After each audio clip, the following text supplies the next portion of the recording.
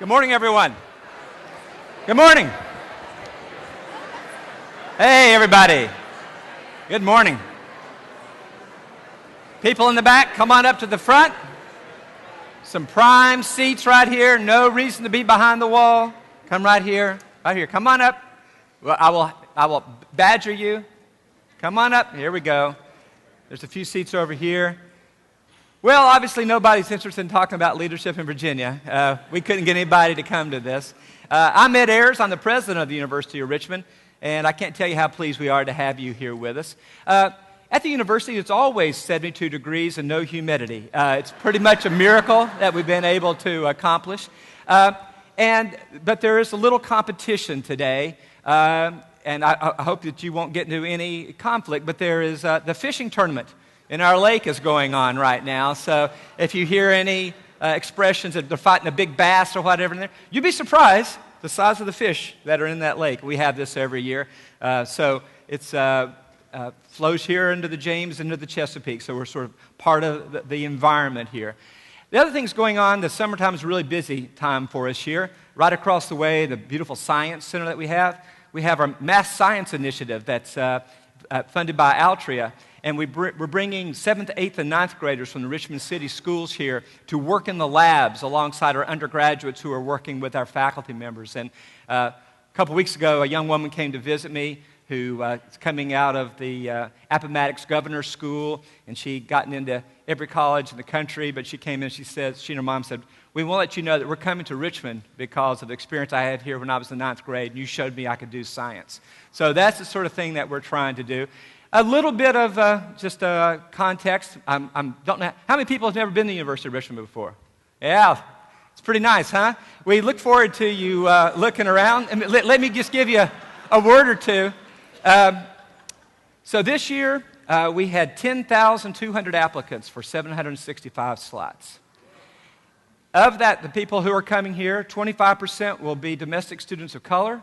Another 10% are international. We have people here from 47 states and 38 countries in the freshman class alone. And I say this because all right, yeah.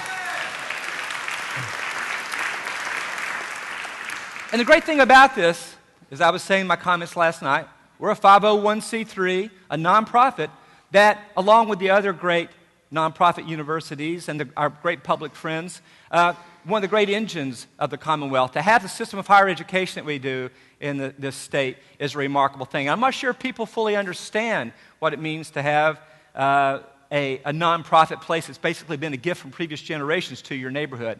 I'm from down across the state line in the Tri-Cities area. Who we got here from Bristol or Abingdon? All right. Yeah, all right. So they will understand my accent. Those of you from other places might not as much, But anyway, the university is on a great roll. We're the only top 50 liberal arts college in America with the top 20 business school. There's one way to think about us. I didn't know these are applause lines, but thank you very much. Have more coffee, and you would be doing that. That would be good. The first school of leadership studies in the world. A school of professional continuing studies that educates 7,000 of our neighbors. We produce 5% of the teachers in the Commonwealth.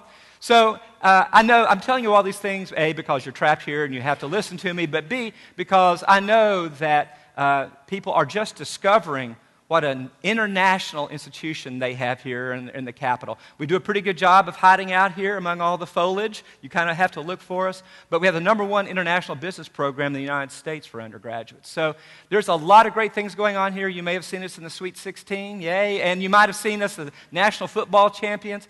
All that's with 3,000 undergraduates.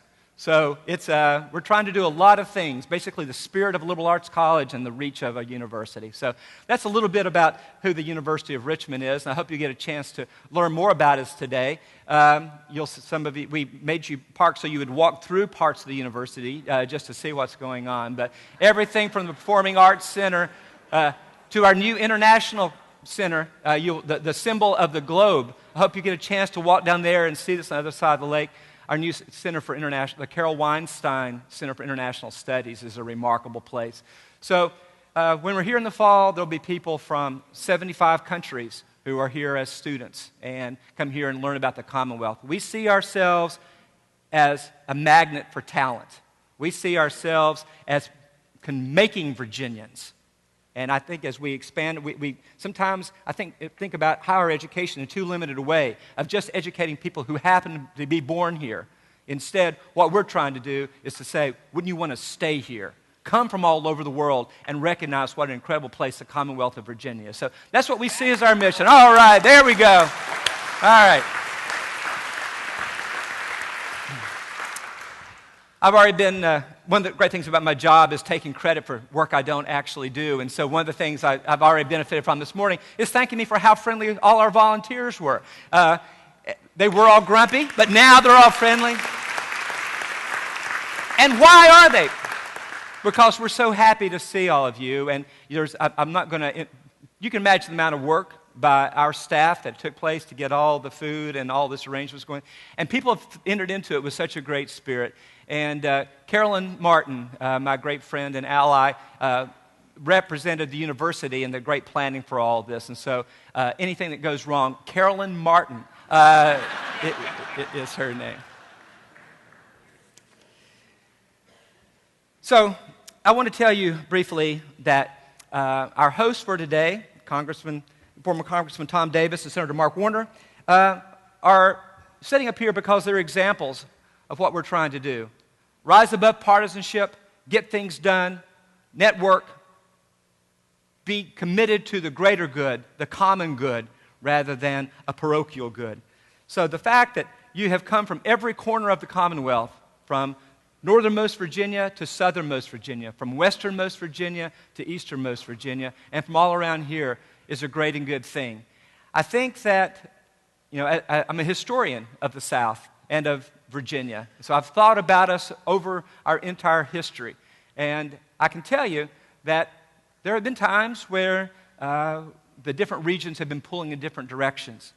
I think this is a sign that we're ready to pull in the same direction, that we all recognize that whatever differences that there may be in transportation needs or education needs or whatever, the Commonwealth is as strong as each part of it is. So that's what we're looking at today, is how do we help make each part of the Commonwealth stronger.